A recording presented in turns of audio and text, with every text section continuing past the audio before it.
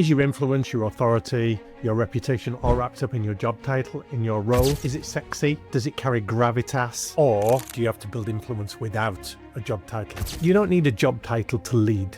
Obviously, it lends you a certain amount of cachet, but you need trust, you need credibility, you need initiative, you need a presence, and it can grow with you if you're intentional about it. If you want to lead from the middle or lead from the ground up, particularly if you're ambitious, then you need to stop waiting for the promotion and the accolades of the job title to start acting like a leader. Even if they put senior in front of your job title and don't pay you anymore. Speak with clarity, act with purpose, help other people win, make them look good, build the kind of reputation that makes people say your name when opportunities and good ideas come up.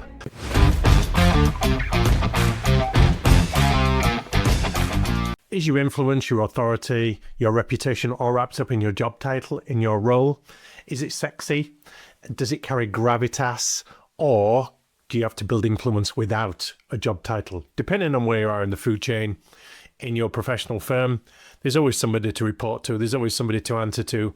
And I want to answer the question, how do you get taken seriously when you're not the boss, when you're not the managing partner or the partner or the owner or the founder or the shareholder or the investor or any of those other stakeholders that seem more superior than you? How do you influence decisions when you don't control a budget or a headcount or the meeting invites? There's one truth that people don't always talk about when you're in law, accounting, consulting, corporate life. Your job title shouldn't define your influence. Now, it does in some respects. If you've got doctor or professor before you name it, it certainly carries some weight. But your influence, your authority can transcend your job title, particularly if you're on the way up, because you need it to.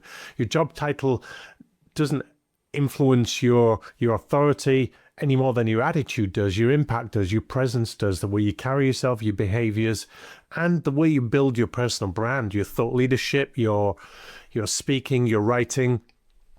Influence is not necessarily permission. It's not hierarchy. It's not where you are on the org chart. It's power that's earned. And you do that in a number of ways. I'm going to talk about them in this episode. This is the Accounting Influencer Podcast.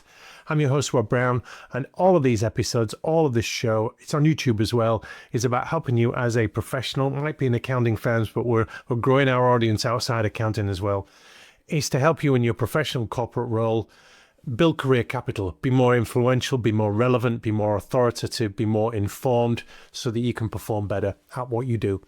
So, if you want to lead from the middle or lead from the ground up, particularly if you're ambitious, then you need to stop waiting for the promotion and the accolades of the job title to start acting like a leader. Even if they put senior in front of your job title and don't pay you anymore, it might not carry the influence that you think. So we need to learn how to lead without authority, but start to adopt that authority, because a big mistake that a lot of talented professionals make is they think influence comes with the title.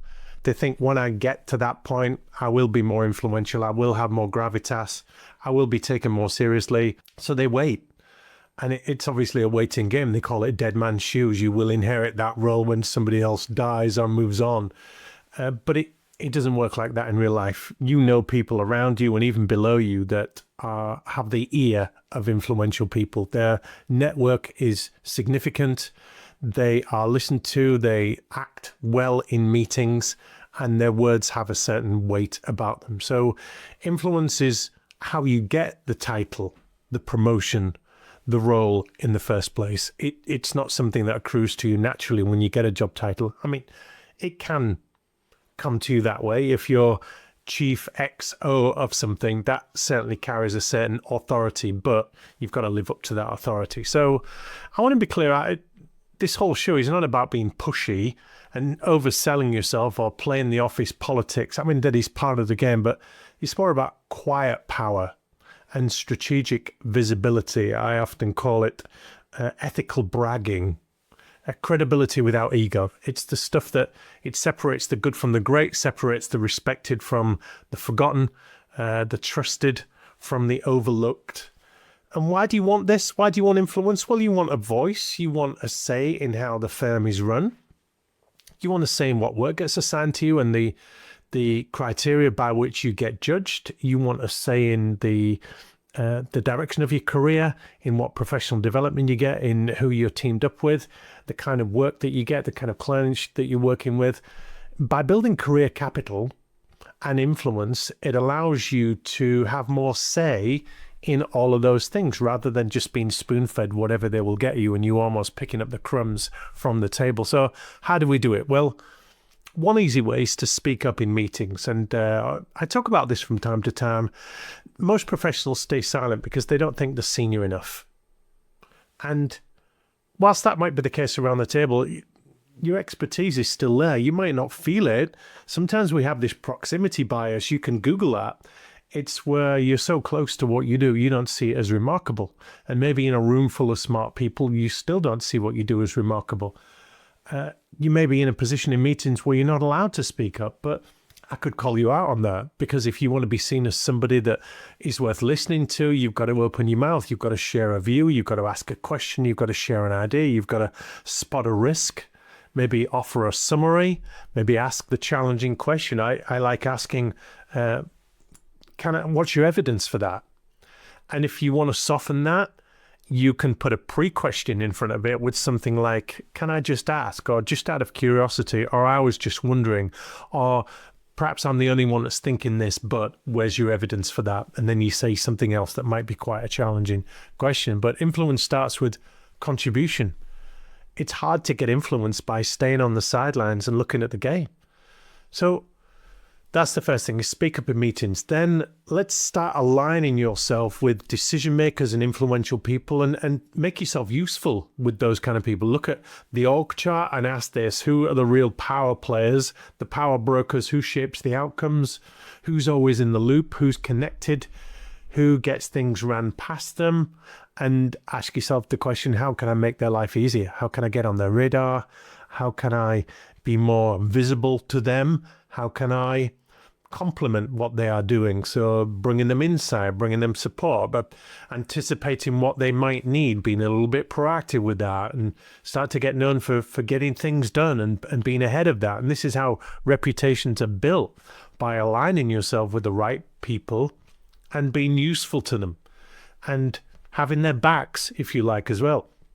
One of the tactics I've recommended to my coaching client is to say really good things about influential people behind their backs. It gets to them.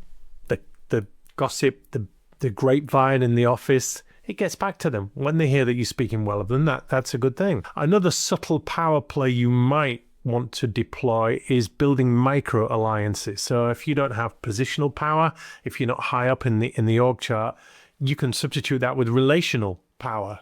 So back channel support, if you want a corporate term, in informal buy-in before the big meetings. You can speak to people individually. You can float an idea. Would it be okay if I brought this to the agenda? I'm thinking of mentioning this. Listen to people's concerns, adjust your approach. By the time you get to speak in that room, it's perhaps already a shared idea, or people know that it's coming. This stuff is valuable, but you're just thinking a little bit ahead of time, because all of this chip away, drip, it builds up influence. Here's a kind of a caveat though. Influential people don't need the credit. You're not necessarily doing this for credit or attribution. You just want traction. You want to be in the conversation rather than out of it. So when things move because of you, you're leading, you're influencing, and whether your name's on the slide deck or not, whether you actually get final credit, people will know. Another tip is not to underestimate storytelling, the idea of weaving a narrative or bringing something to life. Now, in professional terms, it's all about the data, isn't it? It's all about the analysis. It's all about the insights. But can we weave stories behind that? People remember stories. They remember songs. They remember jokes. They remember tales. They remember movies because there's a plot. So if you want to shift people's perspectives, this is definitely a skill set that you could improve on. You could acquire it. You could start telling better stories. You could use examples. You could use case studies. You could use statistics and trends. You could bring in real moments that amplify your message and almost bring it to life. So it's not just quoting numbers and policies and facts. It's sharing the impact of those on the situation and playing that through. So you're getting ideas here on how you can just be a little bit more intentional in getting noticed, contributing a little bit more. You've got the brains, you're super smart, you've got letters after your name, you've got qualifications, you're really good at what you do, but sometimes you're a well-kept secret.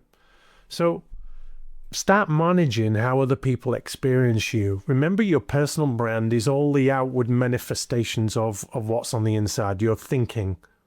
It comes out in your personal brand, the way you dress, the way you walk, the way you talk, the way you write, the way you show up online. It all shows what's on the inside. That's your personal branding messages. And when people come into contact with those messages, they start to form an opinion, a perception, a reputation. So you've got to be more purposeful on how people experience you. So thinking how you show up in a room, thinking when you speak, are people leaning in? Or are they checking out? Do they look in your direction? Do you ramble? Or do you land a point? Do you use waffle words and filler words and and kind of and sort of? I know preachers at church that use kind of every other word and sort of. Even professional interviewers, they do this. And it just dilutes your message. You don't need to say it. People say that phrase a lot. It doesn't need to be said. It doesn't add any weight. In fact, it dilutes your message because you take 10 words to say something that 5 words will do. So you could very purposefully eke those out of your vocabulary. So you want to get to the point, not ramble, not waffle. We want to be contributing to the energy, raising the energy, not draining the energy. The most powerful people in a professional firm, in a corporate environment, they're not often the loudest. They hold a space. They know how to pause well. They don't feel the need to fill every moment, every pause with words. They know how to frame a message, tell a story. They know how to speak to what other people care about. And they talk about impacts and results. When I talk about how other people experience you, influence, a lot of it's perception, isn't it? It's what other people think. So you've got to be seen as competent, as clear, as valuable, as insightful. This, if you've not already got a seat at the table, it earns you a seat at the table. But once you're at the table, it gets you closer to the people in power. But you want to get invited to these things. You want to be in that room. You want to be in that conversation. And just being good at your job, being technically strong, is often not good enough to get you in the room. Another tactic you might want to think about is to document your thinking, to think a little bit more about your journey and post those insights. Post them internally, post them externally. Comment on trends. People say to me, well, what should I write about? Well, you can do some personal stuff in your journey, and sometimes it's great to be authentic with your struggles and your vulnerabilities because that endears you to people. But talk about what you're seeing in the news and your take on that and what you're doing with clients, and comment on the trends and share some frameworks and quotations and great things that you've seen. And you can use ChatGPT or any other AI to brainstorm some thoughts. Write short briefs about what other people are thinking about, what conversations they're having. And over time, you become a conduit, you become a signpost, a reference point. People come through you to get ideas, people come through you to get introductions, and your influence compounds. So hopefully you're still with me. You might be challenged by some of this, you might be doing it already. But this is all going into the mix to make you more influential, more informed. The people that rise to the top in professional firms are not the ones who stand by and wait for good things to happen. They do take the initiative. They spot the openings, the opportunities. They start things. They initiate conversations. They get shit done. They fix what's broken. They bring people together. You want influence? Be the person that moves things forward. You don't need permission necessarily to do that. Hopefully your culture's good enough that you'll be rewarded for showing initiative. And never underestimate the power of following through, reliability, fulfilling what you promise, sticking to your commitments. That has a huge amount of kudos or cachet in the professional and corporate world. I'll give you an example. I came across a senior associate in a very big professional firm. No team, no direct reports, no formal leadership role, but they spotted a pattern in client feedback that no one else had spotted. And they just built in a simple dashboard, presented it informally to a few influential people. Suddenly, they were invited to more leadership meetings. They're invited on a discussion forum, on a steering group.